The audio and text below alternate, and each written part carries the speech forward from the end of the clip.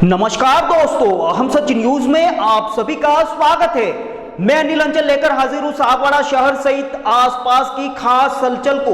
तो फिर चलिए खबरों के सिलसिले को आगे बढ़ाते हैं। उपखंड स्तरीय गणतंत्र दिवस समारोह सागवाड़ा के महिपाल खेल मैदान में आयोजित किया गया।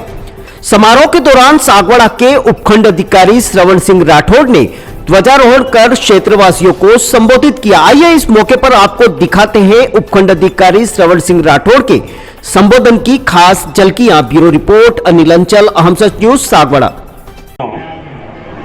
आप सभी को 75वें गणतंत्र दिवस की हार्दिक शुभकामनाएं। देश के सभी वैज्ञानिकों, शिक्षकों, किसानों, मजदूरों, खिलाड़ियों, युवाओं एवं मातृशक्ति को बधाई, जिनके योगदान से देश आज विकास के इस मुकाम पर पहुंचा है। आज हम उन सभी राष्ट्र प्रेमियों, स्वतंत्रता सेनानियों, क्रांतिकारियों एवं सैनिकों को याद करते हैं, उन्हें नमन करते हैं, उन्हें स्मरण करते हैं, उन्हें श्रद्धा सुमन अर्पित करते हैं, जिन्होंने राष्ट्र की स्वतंत्रता के लिए अपना सब कुछ न्यौछावर कर दिया। मैं पुनः सागवाड़ा क्षेत्र के और इस वांगड़ क्षेत्र के निवासियों को बधाई देना चाहता हूं कि ये क्षेत्र हमारे स्वतंत्रता संग्राम, हमारे संविधान निर्माण, हमारे राजनीतिक क्षेत्र, हमारे सामाजिक क्षेत्र, किसी में अभी ये पीछे नहीं रहा है। यहाँ से आदिवासी बाहुल्य क्षेत्र में भोगीलाल पंड्या, गुरु भगत, डॉक्टर नागेंद्र सिंह ऐसी महान प्रतिभाएं रही हैं, जिन्होंने स्वतंत्रता संग्राम और भारत के संविधान निर्माण में भी अपना अहम योगदान दिया है। आज जो राम मंदिर निर्माण हुआ है, उसमें भी हमारे यहाँ के शिल्पियों ने बढ़ चढ़ करके अपना योगदान दिया है। हमने देश के लिए एक संवैधानिक व्यवस्था को अपनाया है। हमारा संविधान हमारी गौरवमय संस्कृति, हमारे मूल्यों एवं हमारे आदर्शों का समागम है। हमारा संविधान हमारा पुंज है, हमारे समाज और हमारे देश का आईना है। संविधान का आधार है स्वतंत्रता, समानता एवं सामाजिक न्याय के माध्यम से एक समृद्ध, एक सशक्त एवं एक न्यायपूर्ण राष्ट्र का निर्माण करना, और इन आदर्शों को प्राप्त करने में हम सफल रहे हैं एवं अनवरत इस दिशा में हम प्रयासरत हैं। हमारे आदर्श, हमारे मूल्य इतने उत्तम हैं, इतने महान हैं कि हम इस प्रकार के राष्ट्रीय पर्वों पर इनका बार बार स्मरण करते हैं, इनका बार बार संकल्प करते हैं। हमारा प्रयास है कि हम हमारी आध्यात्मिक शक्ति, हमारी सांस्कृतिक शक्ति से एक आत्मनिर्भर राष्ट्र का निर्माण करें, एक भारत श्रेष्ठ भारत का निर्माण करें, राम राज्य का निर्माण करें। 22 जनवरी 2024 को अयोध्या में हमारे आराध्य प्रभु श्री राम जी की प्राण प्रतिष्ठा हुई। ये पल, ये क्षण, ये माहौल, ये वातावरण यह पूरे विश्व के लिए अलौकिक था। इसका अनुभव सिर्फ भारत के देशवासियों एवं नागरिकों द्वारा नहीं किया गया, पूरा विश्व इस सांस्कृतिक पुनर्जागरण, इस सांस्कृतिक नव भारत के साक्षी बना है। इसे शब्दों में व्यक्त नहीं किया जा सकता है। इस अवसर को देशवासियों द्वारा पूरे भारतवर्ष में राष्ट्रीय पर्व के रूप में मनाया गया। हमने हमारे मंदिरों में सफाई करके, भजन कीर्तन करा करके, राम धुन का आयोजन करके, हनुमान चालीसा का जप करके, आतिशबाजी करके एवं दीपोत्सव करके इस राष्ट्रीय पर्व को एक दीपावली के रूप में मनाया है। प्रभु श्री राम हमारी संस्कृति, हमारे वैभव, हमारे मूल्य, हमारे आदर्श, हमारी आस्था एवं हमारी धरोहर के प्रतीक हैं। हम प्रभु श्री राम का वर्णन इन शब्दों तक सीमित नहीं कर सकते हैं। ये शब्द हमारे को यह इंगित कराते हैं कि हमारे प्रभु राम इनसे कहीं बढ़ करके हैं। उपनिषदों के प्रसिद्ध वाक्य नेति नेति के माध्यम से ही हमारे राम का गुणगान कर सकते हैं। संविधान के आदर्शों के अनुरूप भारत सरकार एवं राज्य सरकारें राष्ट्र निर्माण के लिए कटिबद्ध है। सरकारों द्वारा विभिन्न योजनाओं के माध्यम से आम जन को लाभान्वित किया जा रहा है। देश में विकसित भारत संकल्प यात्रा कार्यक्रम का आयोजन किया जा रहा है। कार्यक्रम का मुख्य उद्देश्य है कि योजनाओं का लाभ ज्यादा से ज्यादा लोगों तक पहुंचाया जाए और कोई भी पात्र व्यक्ति योजनाओं के लाभ से वंचित नहीं रहे। वांछित व्यक्तियों को चिन्हित कर उन्हें लाभान्वित किया जाए। आयुष्मान भारत योजना में 55 करोड़ लोगों को लाभ मिला है। प्रधानमंत्री आवास योजना में 4 करोड़ से अधिक पक्के मकान बने हैं। प्रधानमंत्री उज्ज्वला योजना में 10 करोड़ गैस कनेक्शन दिए गए। प्रधानमंत्री किसान सम्मान निधि योजना में 11 करोड़ किसानों को सहायता मिली है। पिछले 9 वर्षों में 25 करोड़ लोग देश में गरीबी रेखा से बाहर निकले हैं। विकसित भारत संकल्प यात्रा शिविर में हमारे देश के प्रधानमंत्री महोदय स्वयं लाभार्थियों से सीधा संवाद कर रहे हैं। आज हमारे बीच उपस्थित माविता ग्राम की निवासी श्रीमती ममता डेंडोर को 18 जनवरी को यह सौभाग्य प्राप्त हुआ।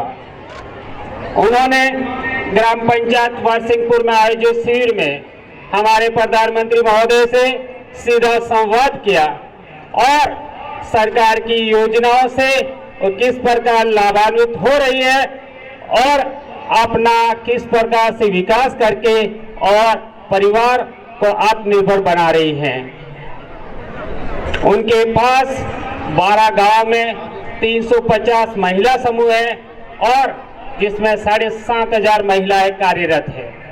भारत एक कृषि प्रधान देश है और भारत के प्रयासों से ही संयुक्त राष्ट्र संघ द्वारा 2023 को इंटरनेशनल ईयर ऑफ मिलेट्स घोषित किया गया है, अर्थात अंतर्राष्ट्रीय मोटा अनाज वर्ष भारत के प्रयासों से विश्व द्वारा घोषित किया गया है। भारत में बाजरा, ज्वार, रागी, सावा, कंगनी, कोदो, कुटकी आदि मोटे अनाज हैं। इनके उत्पादन में भारत विश्व में अग्रणी राष्ट्र है। हमारे क्षेत्र में भी मोटे अनाजों की बहुत पैदावार होती है। आज इन मोटे अनाजों की खेती, प्राकृतिक खेती, परंपरागत खेती, जैविक खेती और इंटीग्रेटेड फार्मिंग का युग है। पीएम प्रणाम योजना के माध्यम से रासायनिक खेती के विकल्प को सरकार द्वारा तलाशा जा रहा है। आज हम नैनो फर्टिलाइजर तकनीकी एवं ड्रोन के माध्यम से फर्टिलाइजर का छिड़काव कर रहे हैं। देश में मोटे अनाजों के ऊपर जगह जगह पर रिसर्च हो रहे हैं। यूरिया और डीएपी के विकल्प पर रिसर्च हो रहे हैं। देश में millets research institute, nano fertiliser institute स्थापित किए जा रहे हैं ताकि देश यूरिया और डीएपी की निर्भरता से स्वतंत्र हो और उनसे जो सब्सिडी मिलती है उनका विकास देश के किसानों को आत्मनिर्भर बनाने में किया जा सके। भारत प्राचीन काल से ही विश्व गुरु रहा है और आज भी भारत विश्व गुरु है। अंतर्राष्ट्रीय योग दिवस, अंतर्राष्ट्रीय अहिंसा दिवस एवं अंतर्राष्ट्रीय मिलेट्स ईयर, ये सभी विश्व को भारत की देन है। आज सूचना प्रौद्योगिकी, अंतरिक्ष प्रौद्योगिकी, रक्षा के क्षेत्र में, चिकित्सा के क्षेत्र में, टूरिज्म उद्योग में, फिल्म इंडस्ट्री में एवं खेलकूद में भारत विश्व में अग्रणी राष्ट्र के रूप में उभर रहा है। भारत विश्व का सबसे बड़ा लोकतांत्रिक राष्ट्र है। भारत मदर ऑफ डेमोक्रेसी के रूप में जाना जाता है। भारत को विश्व का प्राचीनतम गणराज्य भी कहा जाता है। गणतंत्र को मजबूत करने में हमारे प्रयास जारी रहने चाहिए। गणतंत्र मजबूत होगा जन भागीदारी से, सबके प्रयासों से, देश के प्रति अपने अपने कर्तव्य निभाने से। हमारा संकल्प है कर्तव्य, कर्तव्य, कर्तव्य और कर्तव्य। अंत में मैं आप सबको पुनः नमस्कार करता हूं एवं भविष्य की शुभकामना देता हूं। जय हिंद, जय भारत। बहुत बहुत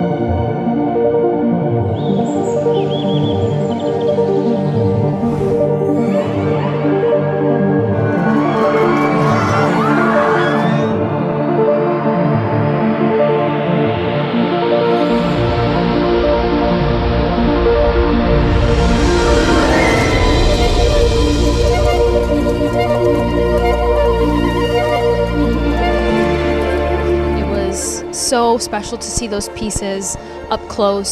Sometimes I get to wear them, which is extra special, but there's so much craftsmanship and thought that gets put into these pieces, so I feel incredibly lucky. It's amazing as always. And it's more special because we're in Venice, so. I thought that the show was absolutely stunning. Some of the pieces are familiar to me, having worn them in the campaign, but I just thought Everything is just so amazing and dreamy. It's really an amazing night. As usual, the gemstones and the pieces that Lucia uses are so exquisite, but the design is so intentional. So I just thought that it took my breath away, honestly. I really felt the jewelry within the women, so that was spectacular to see. It was incredible to see such variety and such representation because, again, it being the Mediterranean, we see all sorts of skin tones and body types.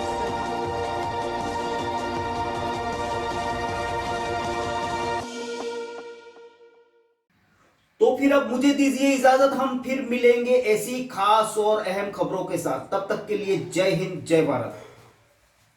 दोस्तों, अगर आपको हमारी खबरें अच्छी लगे तो अहम सच news channel को सब्सक्राइब जरूर करें। धन्यवाद दोस्तों, अगर आपने हमारे चैनल अहम सच न्यूज को अभी तक सब्सक्राइब नहीं किया है तो इसे आज अभी और इसी वक्त चैनल को सब्सक्राइब करें ताकि सागवाड़ा शहर सहित आसपास की ताजा खबरें आप तक पहुंच सके।